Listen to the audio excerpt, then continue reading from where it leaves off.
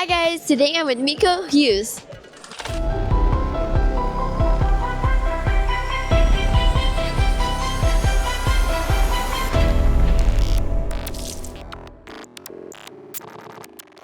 Hello.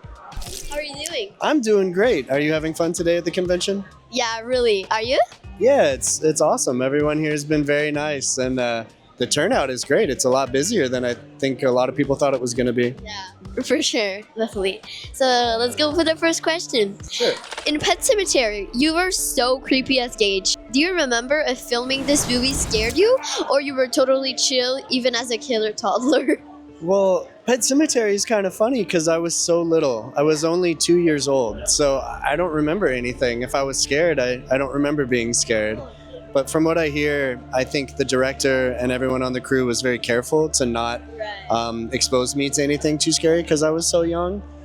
So thankfully, it wasn't too traumatizing.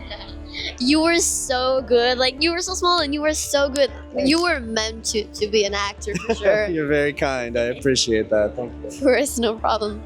Second question. Was Freddy scary in New Nightmare, or did Robert Englund make you laugh behind the scenes? Robert is one of the coolest people on this planet. He was very sweet. He made me laugh a lot. But there was one time he scared me. They set up a scene to try to get a real reaction, and they really did scare me.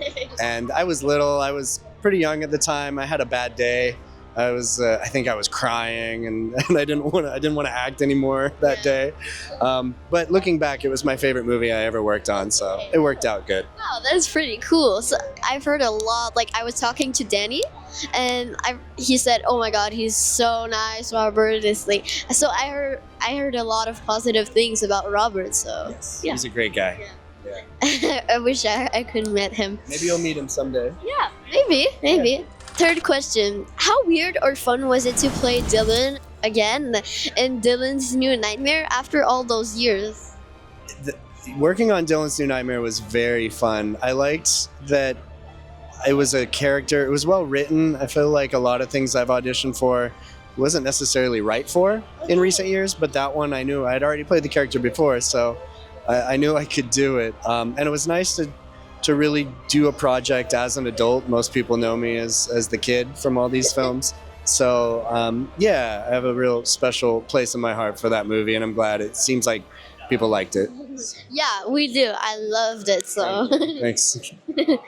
and fourth question. Oops. In Spam.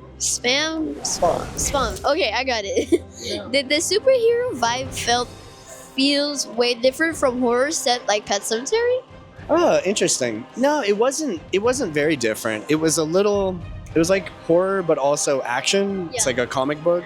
So it was maybe the scale of some of the effects, like when you get punched, they had the wires that made him go flying. And sometimes they'll have that in horror movies, but it's more small, specific things that are set up to be scary, where this was action, so it was more constant. Right.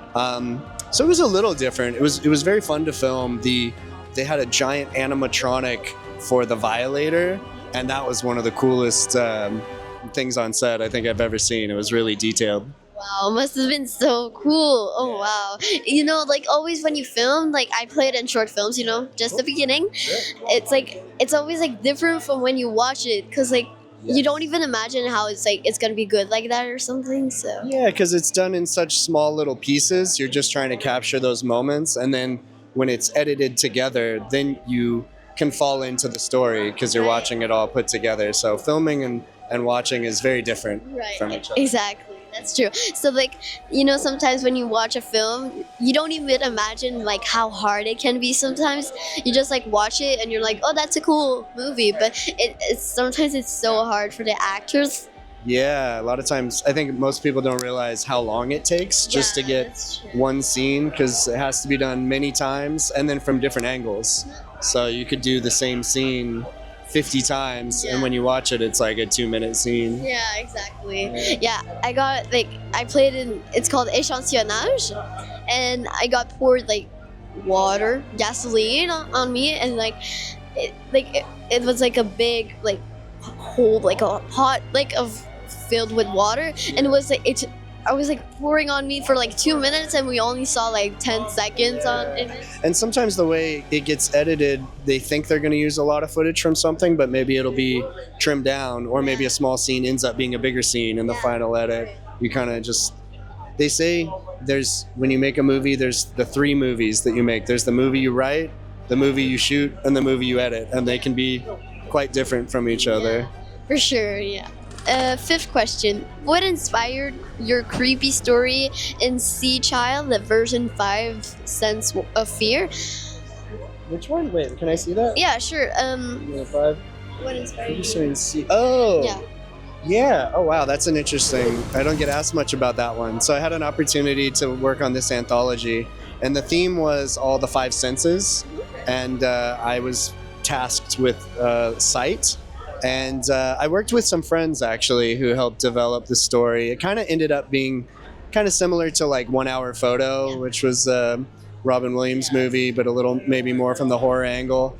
It was a really fun experience. I enjoyed getting to direct. It was very difficult. If I had another chance, I know exactly what I would do different. I grew a lot. There was certainly some challenges in filming that, but it was a great learning experience, and I was happy to be involved. That's pretty cool. Yeah.